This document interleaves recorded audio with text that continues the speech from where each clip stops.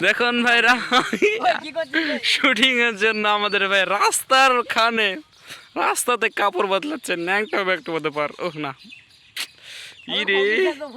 ও মাই god তাই নাকি আমাদের মাঝে এখন নাম করা ফকির হাজির হবে